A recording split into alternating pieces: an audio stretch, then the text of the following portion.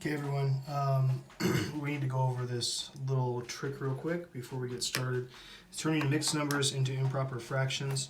I have everything listed here. We have 1 and 2/3. 1 is our whole number with a W. 3 is our denominator and 2 is our numerator. Okay, the equation is whole number times the denominator, or denominator times whole number, doesn't matter which way you put them. Then you add the numerator on top. Okay, then that all goes over, I guess, the denominator. Okay, so it's all going to be over thirds. Okay, so let's set it all up. I'm saying 1 times 3 plus 2, that's all over 3. Okay, 1 times 3 is 3. Okay, plus 2 is 5. So again, ladies and gentlemen, 1 times 3 is 3, 4, 5, and that's over 3. So I could say 1 and 2/3 is the same thing as 5/3. Okay? So ladies and gentlemen, we're going to be using this W times D plus N today for our math lesson. Okay.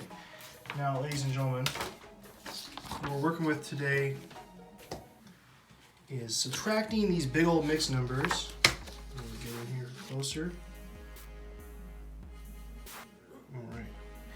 So ladies and gentlemen, we have 3 1/5 minus 2 1/4, or 2 1/4. So, this one's a little tricky, ladies and gentlemen, because you don't want to immediately just take 2 away from 3 and then 1/4 away from 1/5, because if you think about it, 1/4 is larger than 1/5, so you can't really take it away from 1/5. And it's larger because it's cut into 4 pieces instead of 5. So the larger the denominator, the smaller the pieces are. So what I'm going to do is I'm going to use that equation thing I just showed you guys. I'm going to say 5 times 3, you'll see that, plus 1, it's all going to be over 5, okay, minus 4 times 2, yeah, it's 4 times 2, plus 1 over 4. Okay, so back over here, 5 times 3 is 15, plus 1 is 16 over 5, so that becomes 16/5, minus 4 times 2 is 8, plus 1 is 9, so 9/4. Okay, so ladies and gentlemen, we still can't solve this yet. Okay, our denominators are still too funky. Alright, so again, I'm going to use that rule of thumb I keep talking about. I'm going to multiply this whole side by 4, and this whole side by 5. Okay, giving us 20ths on the bottom. Let's scoot this up a little bit. This is going to be over 20, and this is going to be over 20. Alright, let's do this one first. 9 times 5 is 45. Sounds weird. 2 1/4 is the same thing as 45/20. Okay, 16 times 4. I can't really do it on the top of my head, so I'll do it over here. 24. 4 times 1 is 4, 5, 6, 64. So 64/20. Alright, now ladies and gentlemen, we have our same common denominator of 20. Okay, so it's all going to be over 20. 64 minus 45. And again, sometimes it's hard for me to do it like that, so I'm going to do it over here. Okay, I can't subtract 5 from 4, so I'm going to borrow from here, leaving this as a 5. 14 minus 5, let's see here, that'd be 9. 5 minus 1 is, sorry, 5 minus 4 is 1. Okay, so ladies and gentlemen, we're left with 19/20 as our final answer. So, again, it's pretty wacky, but 3 1/5, our original answer, sorry, original part, minus 2 1/4 gives us 19/20. Now, ladies and gentlemen, there's nothing that divides 19 and 20 evenly, so that would be the end of the problem. Okay? So again, a lot of steps, but I don't think it was that hard. A couple little arithmetic things, but let's keep going. Okay, so we're going to do A, C, and E. So ladies and gentlemen, I'm going to do the same kind of setup here. I'm going to say 5 times 7. See that? Yep. Okay. Plus 1 over 5 minus 3 times 4. Everyone see that? Okay, good. Plus 1. Again, that's all over 3. Okay, so 5 times 7 is 35. Plus 1 is 36. So this would be 36 fifths. And just so you know, we're going to do an arrow down here. 3 times 4 is 12. Plus 1 is 13. So that would be minus 13 over 3. Okay, so ladies and gentlemen, we have 36 fifths minus 13 thirds. Okay, again, the denominator is different. So I need to think of the lowest common denominator. Easiest way, multiply this whole side by 3, this whole side by 5. Again, the denominators. So times 3 times 3 times 5 times 5. Again, draw some arrows just so you know where I'm going. Okay, let's see, let me scooch up just a little bit here. It's all going to be over 15 for both of these. So 36 times 3, I'm not really sure. I'm going to do it over here. 3 times 6 is 18. 3 times 3 is 9, plus 1 is 10. So 108. So 108 fifteenths. Sounds pretty wacky. Okay, but that's an equivalent fraction to 7 and 1/5. Again, it sounds weird. Okay, and then again, 3 times 5 is 15. 13 times 5 did over here. 5 times 3 is 15. 5 times 1 is 5, plus 1 is 6.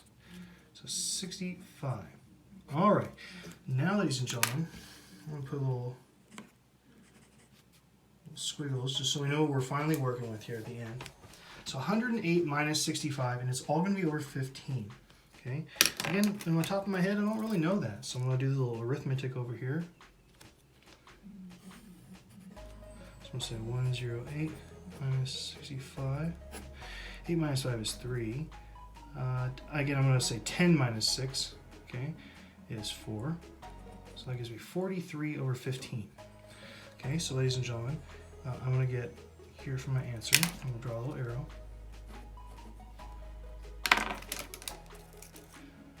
43 over 15. Now, ladies and gentlemen, that is an acceptable answer. Okay, 43 fifteenths, no problem.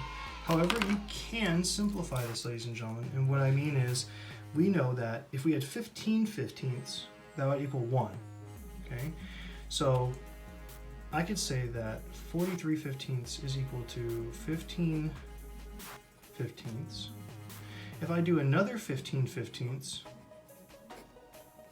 that means I would have 30 fifteenths, okay?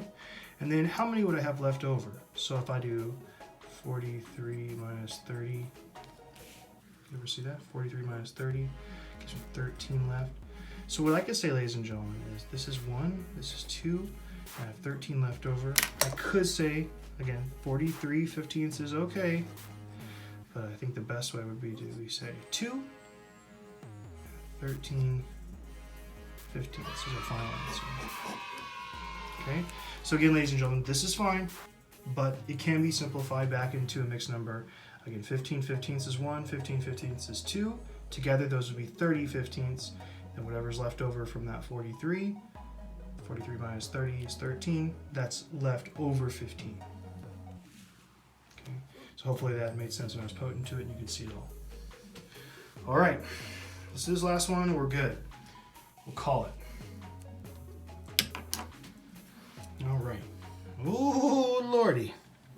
So I'm going to just kind of make some room here. Again, ladies and gentlemen, these might be ones you want to just do on a piece of paper. Okay, because it gets a little muddled and messy. Okay, here we go. Can everyone see this? Okay, I'm going to scooch here over a little bit. Just a little bit. Okay, so 7 times 4. 7 times 4 plus 2 plus 2. It's all over 7. And that's minus 3 times 3. 3 times 3 plus 1 all over 3. Okay, 7 times 4 is 28. That's an 8. Plus 2. So it's 30 over 7. Again, I'll draw a little arrow just so we know we're going down here. 3 times 3 is 9. Plus 1 is 10. That's over 3. So again, that's 10. Plus, that's 9. Plus the 1 is 10. Okay, so we basically have 30/7 minus 10/3. Again, we don't have the same denominator, so what I'm going to do is multiply this whole side by this denominator 3. And I'm going to multiply this whole side by this denominator 7. Okay, so it's all going to be over 21. Same with this side. 30 times 3 is 90. I know 3 times 3 is 9 plus that extra 0, 90. And 3 times 1 is 21. 7 times 10 is 70. Okay, this is pretty simple actually. 90 minus 70 over 21. Hopefully everyone can see this. Good. This is 21. Oops. I think I'm using a pencil today. 90 minus 70, ladies and gentlemen. I know 9 minus 7 is 2. The zeros are the same. So I'm going to say 20 over 21. And nothing, ladies and gentlemen, divides both of these numbers. So you're good with 20 over 21. All right. Sometimes, ladies and gentlemen, like this last one, letter C, you can leave it as a improper fraction or turn it to a mixed, but a lot of times it'll just end up being a normal fraction as your answer. Okay, guys, good luck. I hope this wasn't too confusing.